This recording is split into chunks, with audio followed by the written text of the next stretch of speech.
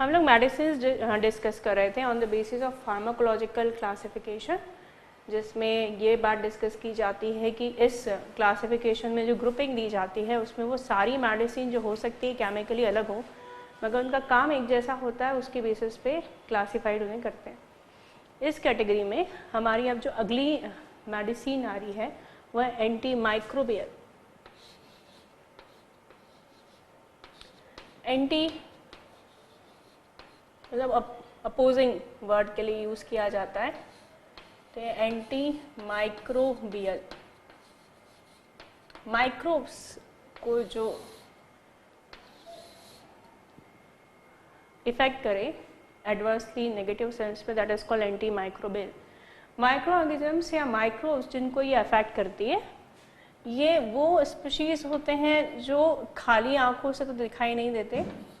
हम इन्हें माइक्रोब्स कह सकते हैं, हम इन्हें माइक्रो ऑर्गेनिजम्स कह सकते हैं। इनमें बेसिकली हम बात करें तो हम तीन की बात करेंगे। एक बैक्टीरियाज आते हैं, ये जो बैक्टीरिया हैं वो, सेकेंड वायरस, और थर्ड है फंगाई। ये तीन उन माइक्रो ऑर्गेनिजम्स की कैटेगरी है जो बहुत छोटे होते हैं, हमारी खाली आंखों से तो नहीं देखे जा सकते, बट ये एडवर्सली इफेक्ट करते हैं और हमारे शरीर में बहुत सारी डिजीजेस के लिए, बहुत सारी तकलीफ के लिए रिस्पॉन्सिबल होते हैं। तो ये जो क्लास है एंटी माइक्रोबियल, ये वो क्लास है जो इनको या तो इनकी जो ग्रोथ है उसे चेक कर देता है, रोक देता है, या फिर उन्हें परमानेंटली मार देता है। तो इनमें हम जो मेडिसिन यूज़ करते हैं रिस्पेक्टिवली हम अलग अलग नाम दे सकते हैं। जैसे इसको जो किल करेगा that is called anti micro, anti bacterial हो गया वो। जो इसे इफेक्ट करेगा वो एंटीवायरस हो गया।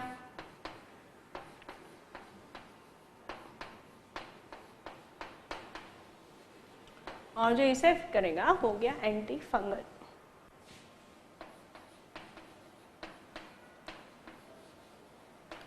और ये जो तीन क्लासिफिकेशन है वो तीनों आते हैं सिंगल टाइप के अंदर, दैट इज एंटी माइक्रोबियल। तो मैंने जैसे बताया कि इन मेडिसिन का काम है या तो जो बैक्टीरियल ग्रोथ है, माइक्रोबियल ग्रोथ है, उसे चेक कर देना, रोक देना, जिसे बैक्टीरियोस्टैटिक कहा जाता है, या तो उन्हें मार देना, जिसे बैक्टीरियोसीडल कहा जाता है। तो ये अलग अलग तरह से काम करते हैं।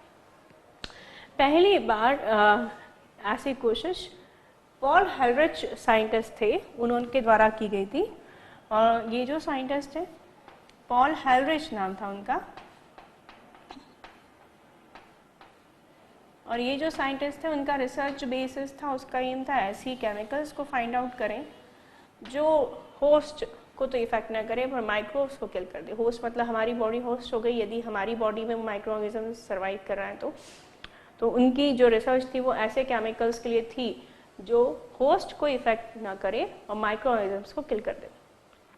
उनकी रिसर्च के दौरान उन्होंने पाया कि जो आर्सेनिक कंपाउंड होता है, आर्सेनिक पीरियोडिक टेबल में आपने पोजीशन होगी देखी होगी इसकी, पी ब्लॉक एलिमेंट्स में नाइट्रोजन फैमिली जो होती है, नाइट्रोजन फास्फोरस आर्सेनिक तीसरे मेंबर्स होता है उनकी फैमिली का, उसमें ये प्रॉपर्टी होती है। वहाँ जो है वो ये प्रॉपर्टी रखता है कि वो माइक्रो ऑर्गेनिजम्स को किल कर सकता है, पर ज़रूरी ये भी था कि वो होस्ट बॉडी को इफेक्ट ना करे। तो he found that some arsenic compounds, जो आर्सेनिक कंपाउंड्स होते हैं उन आर्सेनिक कंपाउंड में ये प्रॉपर्टी होती है कि वो बैक्टीरियाज को किल कर सकते हैं। और उनकी इन खोज के दौरान उन्होंने सबसे पहले फाइंड आउट किया एक arsenic medicine, that's name was आर्सफेनिरामीन,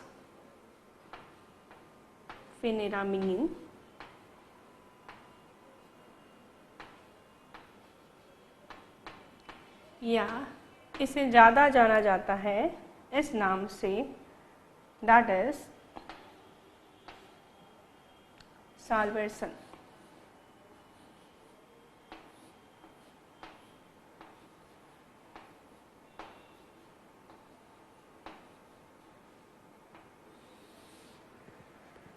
ये वो मेडिसिन थी जो पहली बार इनके द्वारा खोजी गई और 19वीं सेंचुरी में इनको इस डिस्कवरी के लिए नोबेल प्राइज़ भी दिया गया था। तो ये जो मेडिसिन है वो आर्सेनिक कंटेनिंग कंपाउंड था, क्योंकि उन्होंने पहली बार खोजा कि आर्सेनिक में प्रॉपर्टी होती है कि वो इफ़ेक्ट कर सकता है और मार सकता है। इसको एक इंग्लिश मूवी में भी इवोल्यूशन में यूज़ किया गया था कि एक शैम्पू होता है हेड एंड शोल्डर, उसमें आर्सेनिक कंटेंट होता है। अगर आप वो मूवी देखें तो उसमें एक बड़ा सा जाइंट माइक्रो ऑर्गेनिजम्स बन जाता है, उसे मारने के लिए हेड एंड शोल्डर यूज़ किया जाता है क्योंकि उसमें कंपोजिशन में आर्सेनिक होता है। तो पॉल हेलरिच वो पहले साइंटिस्ट थे जिन्होंने खोजा कि आर्सेनिक में एंटीबैक्टीरियल प्रॉपर्टी होती है। पर जैसे मैंने कहा उनका एम ये भी था कि वो एंटीबैक्टीरियल प्रॉपर्टी तो रखे पर साथ में वो होस्ट को न मारे, और उस खोज में उन्होंने एक मेडिसिन डिस्कवर की that Salvarsan which is also called arsphenamine. ये आर्सफेनेरामीन जो है जिसे साल्वर्सन के नाम से जाना जाता है, हम ये जानना चाहते हैं कि किस दवाई किस बीमारी के लिए यूज़ की गई थी। तो वो बीमारी थी सिफिलिस।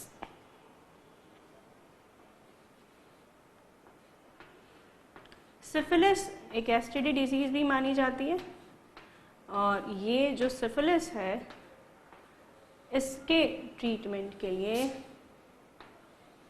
ये मेडिसिन काम आती है। ये एक स्पाइरोकेट होता है, बैक्टीरिया का टाइप होता है स्पाइरोकेट।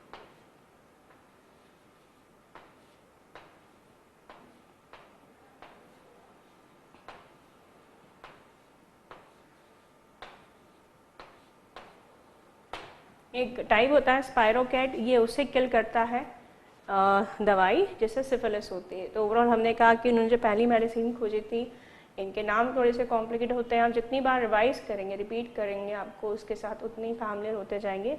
The name of medicine was Salvarsan, it's another name is arsphenamine, it is used for the treatment of disease syphilis caused by a spirochete. अब जहाँ तक मैंने इस दवाई की बात की, मैंने कहा उनका एम ये भी था रिसर्च का कि भाई ये जो मेडिसिन है वो होस्ट बॉडी को इफेक्ट ना करे, पर बताऊँ ये ह्यूमन बींग को इफेक्ट करती है, मतलब it's harmful to the human being. पर मैं ये कह सकती हूँ कि रिलेटिवली जितना नुकसान ये ह्यूमन बींग को पहुँचाती है उससे कहीं ज़्यादा नुकसान ये स्पाइरोकेट को पहुँचाती है, उसे किल कर देती है, जिससे सिफिलिस जो डिजीज़ है उसके ट्रीटमेंट में हमें मदद मिलती है। तो याद रखिएगा ये जो सिफिलिस है वो एक डिजीज़ का नाम है।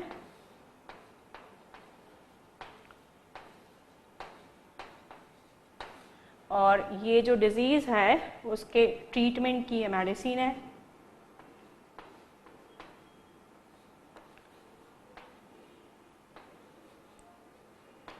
और ये जो मेडिसिन है वो किल कर देती है स्पाइरोकेट को।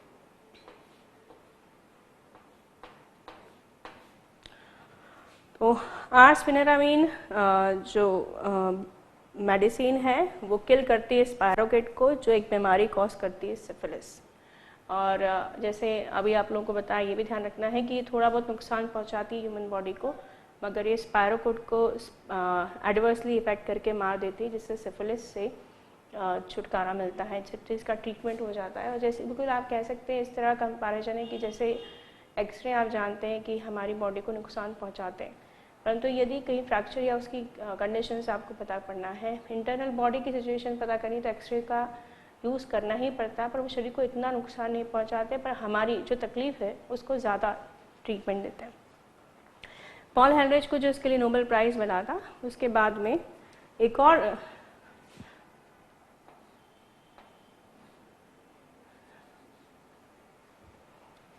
He got Nobel prize for this, ये भी ध्यान रखना हमें।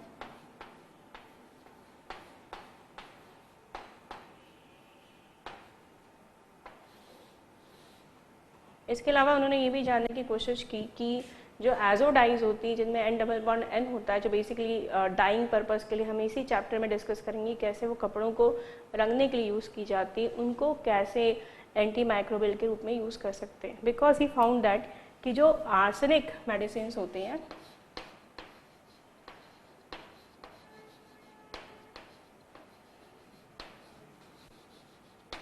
उन आर्सेनिक मेडिसिन में ये लिंकेज होता है।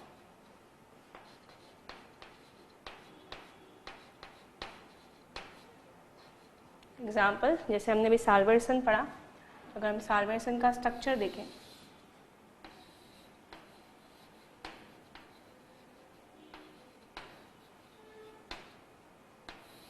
कुछ ऐसा होता है। एरोमेटिक रिंग है बेंजीन की, इस तरह की 2 रिंग होती हैं, उन रिंग के बीच में आर्सेनिक का इस तरह लिंकेज होता है।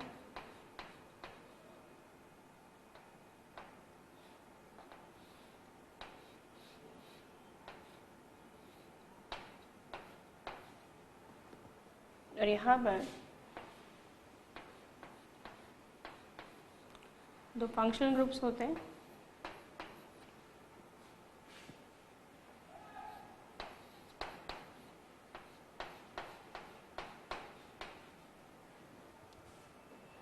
और इस मेडिसिन में ये जो पोर्शन होता है आर्सेनिक बॉन्ड, इसमें एंटीबैक्टीरियल टेंडेंसी होती है, जिसके कारण ये स्पायरोकैट को किल कर देता है, डिजीज ट्रीटमेंट में हमारी हेल्प करता है। तो साल्वर्सन के अलावा जिसमें आर्सेनिक लिंकेज था, ही फाउंडेड एजोडाइज। एडोजाइज जो बेसिकली यूज़ की जाती है कपड़ों को रंगने के लिए, उनमें ये लिंकेज होता है।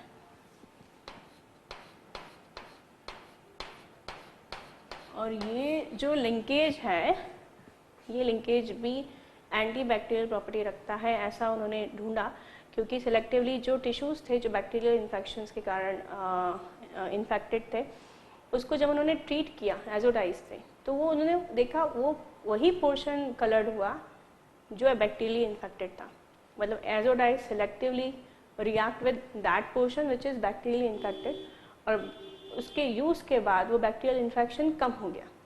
तो जहाँ आर्सेनिक की जो दवाई उन्होंने ऑलरेडी खोज ली थी उनमें और एजोडाइज में स्ट्रक्चरल सिमिलरिटी थी, वहीं इनकी प्रॉपर्टीज़ में भी सिमिलरिटी थी कि ये भी एक एंटी बैक्टीरियल एक्शन दिखा रहा था। और डेफिनेटली मॉडिफिकेशन ये होता है कि अगर हम कह रहे हैं कि दवाई भले ही होस्ट को बहुत ज़्यादा नुकसान नहीं पहुंचाती, पर थोड़ा बहुत नुकसान तो पहुंचाती, तो डेफिनेटली हमारी इंप्रूवमेंट तब होगी यदि हम ऐसी मेडिसिन खोजें जो होस्ट को भी नुकसान ना पहुंचाए। तो एजोडाइज पर उन्होंने रिसर्च किया और उन्होंने सबसे पहली जो प्रोमिनेंट मेडिसिन खोजी जिसमें एंटीबैक्टीरियल कैपेसिटी थी with this azo group was Prontosil. उस मेडिसिन का नाम जो था वो प्रोंटोसिल था।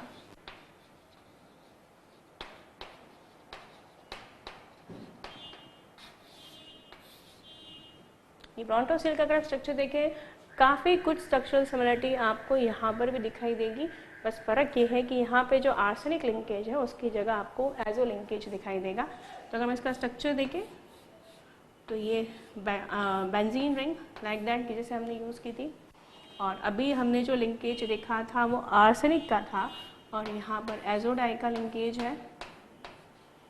सिमिलरली ये बिल्कुल उसी तरह 2 रिंग के बीच में अटैच है, और यहाँ पर अमीनो फंक्शनल ग्रुप है,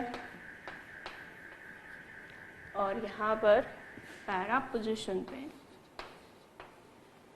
सल्फोनामाइड ग्रुप। तो ये पॉल हेलरिच की डिस्कवरी थी कि आर्सेनिक लिंकेज से स्ट्रक्चरल सिमिलरिटी रखने वाला एजोडाई जो होता है उसमें भी एंटीबैक्टीरियल प्रॉपर्टी होती है। और इसमें बेसिकली ये भी फाइंड आउट किया गया कि जो पोर्शन है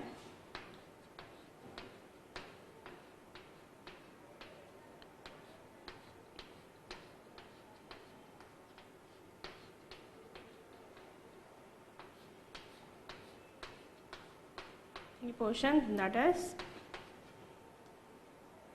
para amino benzene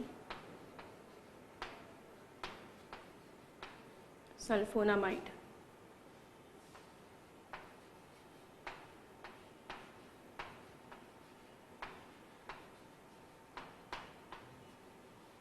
ये जो पोर्शन है it is responsible for the anti bacterial activity.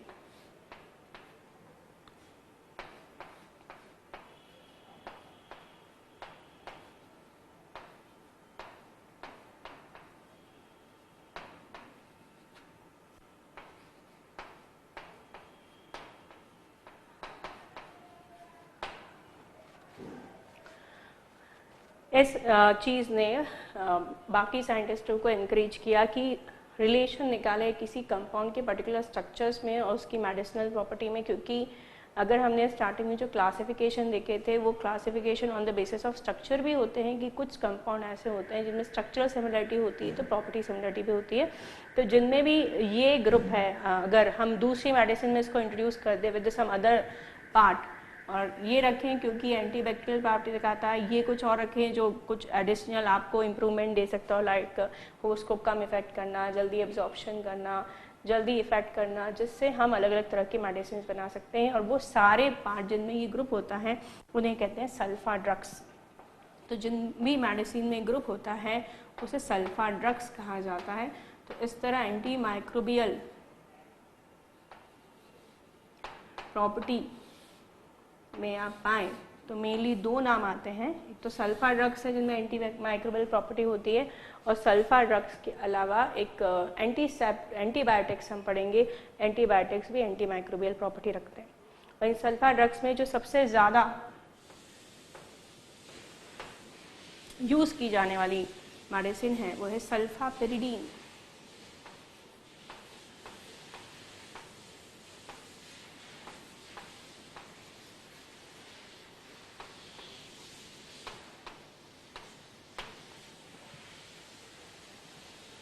तो इस तरह सबसे पहले साइंटिस्टों द्वारा ये डिस्कवर्ड हुआ कि जो दवाई होती है उसका एक पर्टिकुलर पार्ट किसी पर्टिकुलर एक्शन के लिए रिस्पॉन्सिबल हो सकता है, तो उसी पार्ट को रख के जिससे वो प्रॉपर्टी बनी रहे सब दूसरे मॉडिफिकेशन करके स्ट्रक्चर्स में नई नई तरह की मेडिसिन बनाई जा सकती है। और बेसिकली जिन भी ड्रग्स में वो ग्रुप होता है उन्हें सबको सल्फा ड्रग्स कहते हैं। और बेसिकली एंटी माइक्रोबियल प्रॉपर्टी दो तरह की मेडिसिन रखती हैं, एक सल्फा ड्रग्स जिनमें ग्रुप होता है और दूसरी होती है एंटीबायोटिक्स, जिसमें सबसे ज़्यादा फेमस सल्फा ड्रग्स है सल्फापायरिडीन। और हम ये पढ़ रहे थे कि एंटी माइक्रोबियल वो होते हैं जो वो ऑर्गेनिजम्स जो आँखों को नहीं दिखाई देते, लाइक बैक्टीरिया, फंजा, वायरस, उनको मारने के लिए हमारी हेल्प करती है। और पहली मेडिसिन जो खोजी गई थी इसके लिए वो साल्वर्सन थी, जिसके लिए पॉल हेलरिच को नोबेल प्राइज़ मिला था। और उसके अलावा उन्होंने आर्सेनिक लिंकेज वाली एक और मेडिसिन भेजी, दैट इज़ प्रोंटोसिल, जिसने ये पहली बार प्रूव किया कि स्ट्रक्चर सिमिलरिटी हो तो प्रॉपर्टी सिमिलरिटी भी हो सकती है, और जिस लिंक में डिस्कवर हुई सल्फा ड्रग्स। और इसके अलावा एक और मेडिसिन जिनके पास एंटी माइक्रोबियल प्रॉपर्टी होती है वो है एंटीबायोटिक्स, जिसके बारे में अब हम देखेंगे। तो ये जो माइक्रो ऑर्गेनिजम्स हैं इनको मारने के लिए सल्फा ड्रग्स के अलावा दो चीज़ें यूज़ की जा सकती। पहली तो होती है सल्फा ड्रग्स जिसका हमने अभी डिस्कस किया, इनमें होती है एक तो antimicrobial property, para amino benzene sulphonamide structure जिन ड्रग्स में होता है, और दूसरे होते हैं एंटीबायोटिक्स जिनके बारे में अब हम पढ़ेंगे।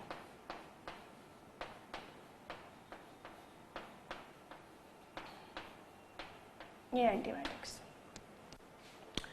एंटीबायोटिक्स जो है वो दो वर्ड से बना है, एंटी और बायोटिक। एंटी जो है इसका मीनिंग है अगेंस्ट, और ये बायोटिक का मतलब है अगेंस्ट लाइफ।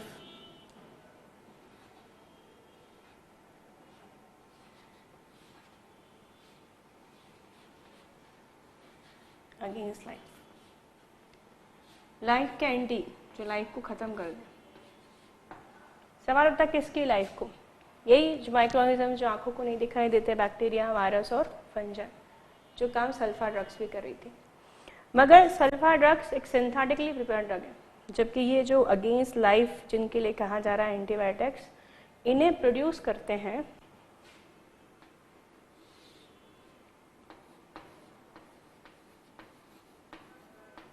बैक्टीरिया,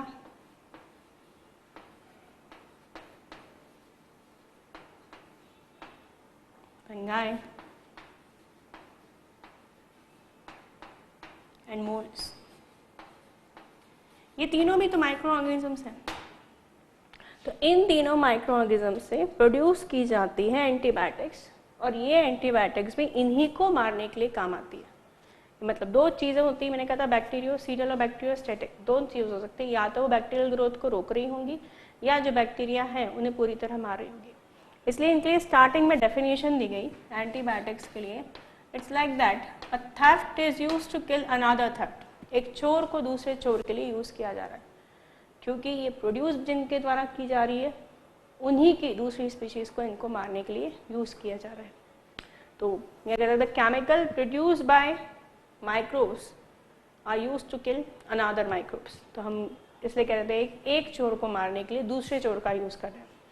मगर अब थोड़ी मॉडिफिकेशन है इसकी डेफिनेशन में। अब कहा जाता है antibiotics are the chemicals that could be semi synthetic और सिंथेटिक। हम इसको केमिकली भी बनाते हैं, इसके एप्लीकेशंस इतने बढ़ गए हैं। आज आप किसी भी डॉक्टर के पास जाओ तो सबसे पहले वो आपको एंटीबायोटिक लिख के देता है। तो एंटीबायोटिक्स जो होते हैं वो केमिकल्स हैं that directly invade the digestive system of microbes. वो सीधे माइक्रोब्स के डाइजेस्टिव सिस्टम से अटैक करता है, इसलिए वो इतना इंस्टेंट वर्क कर पाता है। द केमिकल्स डायरेक्टली अटैक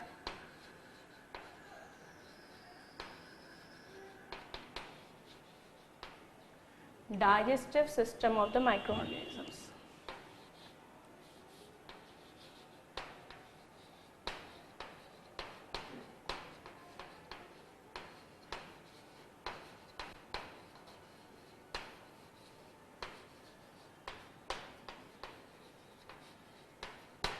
और क्योंकि वो सीधे डाइजेस्टिव सिस्टम को अटैक करता है माइक्रोब्स को, it has so much instant action, therefore इसलिए बहुत जल्दी फास्ट एक्शन दिखा पाता है।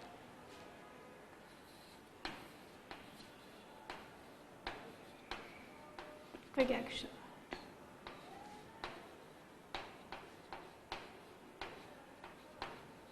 बहुत जल्दी अपना रिस्पॉन्स दिखा पाता है। तो क्विक एक्शन जो है वो दिखा पाता है, इसलिए सबसे ज़्यादा आज के टाइम पे आप जानते हैं एंटीबायोटिक्स को यूज़ किया जाता है। तो चलिए इसकी डिस्कवरी की बात करते हैं। तो इसकी जो डिस्कवरी की थी द साइंटिस्ट ने, फर्स्ट एंटीबायोटिक जो डिस्कवर हुई थी उसको खोजा था अलेक्जेंडर फ्लेमिंग नाम के साइंटिस्ट ने।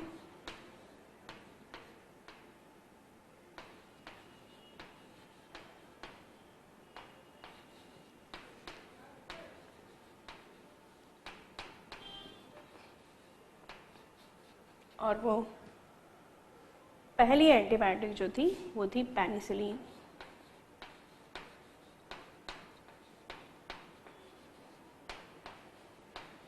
ये जो पेनिसिलिन है वो एक मोल्ड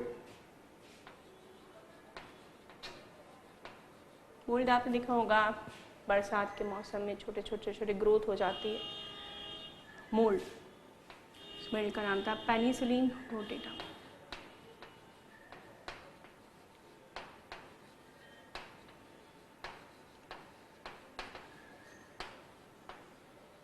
तो ये जो पहली एंटीबायोटिक डिस्कवर हुई थी वो अलेक्जेंडर फ्लेमिंग नाम के साइंटिस्ट ने खोजी थी, उसका नाम पेनिसिलिन था और वो मोल्ड पेनिसिलिन नोटेटम से प्रोड्यूस की गई थी।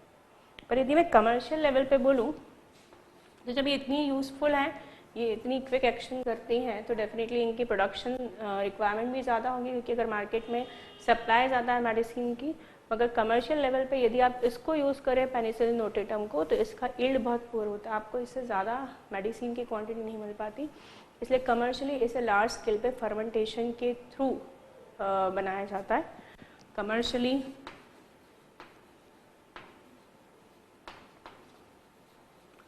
प्रोड्यूस बाय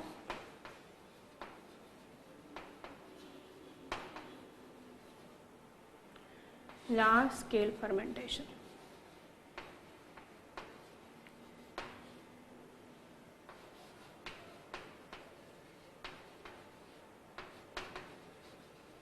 लार्ज स्केल पर फर्मेंटेशन के थ्रू इसको बनाया जाता है, क्योंकि मैंने कहा ये जो मोल्ड है इससे अगर आप देखें तो ये बहुत पुअर यील्ड देती है, इससे प्रोडक्शन ज़्यादा नहीं होता। प्रोडक्शन बढ़ाने के लिए इसकी एक वैरायटी होती है जिसको प्रोड्यूस किया जाता है, इसको इसके म्यूटेंट का, दैट इज क्राइसोजेनम। तो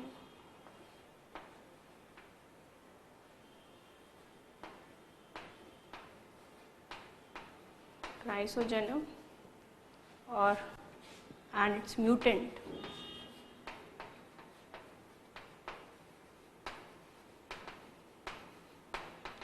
क्राइसोजेनम और इसके म्यूटेंट जो है उनका यूज़ किया जाता है पेनिसिलिन बनाने के लिए, क्योंकि जिसमें इसको खोजा गया था पेनिसिलिन नोटेटम में, उसमें इसका जो अमाउंट है वो बहुत कम मिलता है। तो क्राइसोजेनामाइड्स म्यूटेंट आर यूज्ड। और पेनिसिलिन का यदि हम जनरल स्ट्रक्चर देखें केमिकल तो वो कुछ ऐसा होता है।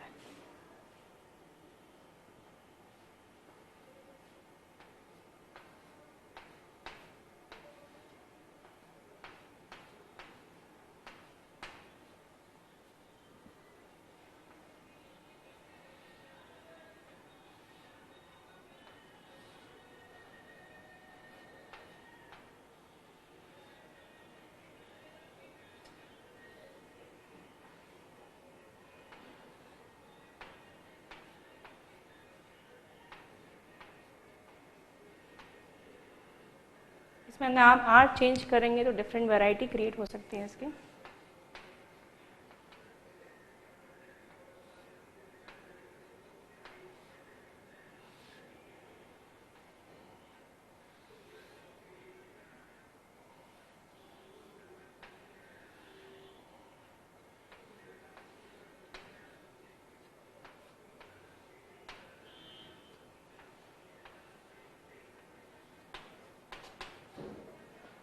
तो ये बेसिक स्ट्रक्चर है पेनिसिलिन का। और आप देख रहे हैं इसमें जो अल्काइल ग्रुप है उसे चेंज करके जो पेनिसिलिन के डिफरेंट डेरिवेटिव्स हैं उनको बनाया जा सकता है। जैसे आज बहुत ज़्यादा सिंथेटिक पेनिसिलिन जो है उसकी यूज़ किया जाता है, जिसमें एम्पीसिलिन और एमॉक्सिसिलिन बहुत ज़्यादा यूज़फुल सब्सटेंस है। तो मैंने कहा पेनिसिलिन जो है बेसिक स्ट्रक्चर तो उसका वो है, पर पेनिसिलिन के जो सिंथेटिक मॉडिफिकेशन है वो भी अवेलेबल है मार्केट में, जैसे कि एम्पीसिलिन,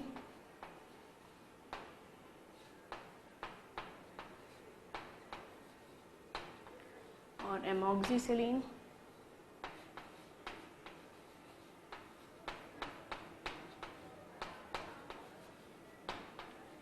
जिन्हें यूज़ किया जाता है। जब हम लोगों ने एलर्जी पढ़ी थी, हाइपर सेंसिटिविटी, एंटीहिस्टामिन के डिस्कशन के दौरान तो ये बात की थी कि कई लोग पेनिसिलिन्स को लेकर एलर्जिक होते हैं, वो पेनिसिलिन उनको सूट नहीं करती। तो बहुत ज़रूरी होता है कि बहुत ही यूज़फुल मेडिसिन होने के बावजूद भी अगर आप किसी पेशेंट को इसको दे रहे हैं तो पहले छोटी सी डोज देकर, टेस्ट डोज जिसे कहते हैं, वो देख के देख लीजिए उसको बॉडी को उसको लेकर एलर्जी तो नहीं है, तभी आप इस पेनिसिलिन को दें, क्योंकि काफ़ी लोग ऐसे होते हैं जो पेनिसिलिन को लेकर एलर्जिक होता है। एंटीबायोटिक एक ऐसी मेडिसिन जो माइक्रो ऑर्गेनिजम्स द्वारा माइक्रो ऑर्गेनिजम्स को मारने के लिए यूज़ की जाती है। The scientist name was Alexander Fleming. उन्होंने जो मेडिसिन डिस्कवर की पहली एंटीबायोटिक पेनिसिलिन, जिसे मोल्ड पेनिसिलिन नोटेटम से प्रोड्यूस किया गया। पर जैसे जैसे इसके यूजेस बढ़ते जा रहे हैं और जहां हमें ज़्यादा प्रोडक्शन की रिक्वायरमेंट है तो वो पेनिसिलिन नोटेटम क्योंकि ईल्ड अच्छा नहीं देता, पुअर ईल्ड देता है, इसलिए कमर्शियली प्रोड्यूस करते हैं लार्ज स्केल फर्मेंटेशन के थ्रू। और क्राइसोजेनम और इसके म्यूटेंट होते हैं जिनमें थोड़े बहुत चेंजेस करके इसका प्रोडक्शन किया जाता है, क्योंकि ये लार्ज क्वांटिटी में इसे देते हैं। ये इसका जनरल केमिकल स्ट्रक्चर्स है जिसमें आर चेंज करके इसे मॉडिफाइड किया जा सकता है, जैसे पेनिसिलिन के सिंथेटिक फॉर्म आजकल अवेलेबल है, मॉडिफाइड पेनिसिलिन और एमॉक्सिसिलिन। क्योंकि काफ़ी लोग ऐसे होते हैं जो इसको लेकर एलर्जिक होते हैं, तो ये बहुत ज़रूरी है कि पहले टेस्ट डोज दे के चेक कर लिया जाए कि कहीं वो उसको लेकर सेंसिटिव तो नहीं है। पेनिसिलिन के लिए एक चीज़ और हम देखना चाहते हैं कि कौन सी बीमारियां हैं जिसमें यूज़ होता है ये, तो हम देखना चाहते हैं कि इसे किस किस के ट्रीटमेंट में यूज़ किया जाता है।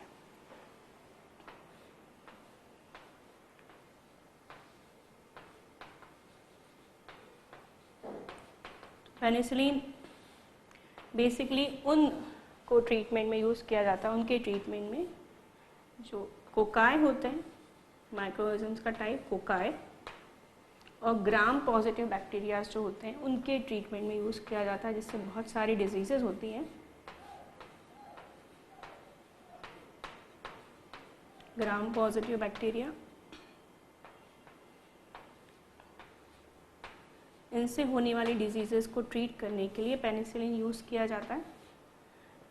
इनसे होने वाली डिजीज़ेस में जैसे मेनली है निमोनिया,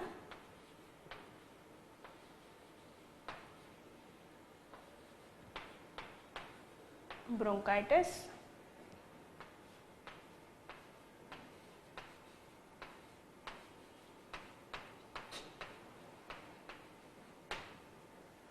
sore throat,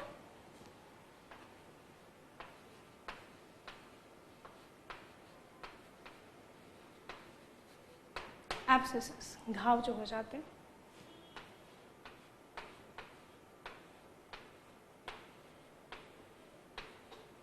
ये कोकाई और ग्राम पॉजिटिव बैक्टीरिया से होने वाली कुछ डिजीजेस हैं जिनके ट्रीटमेंट के लिए हम पेनिसिलिन यूज़ करते हैं।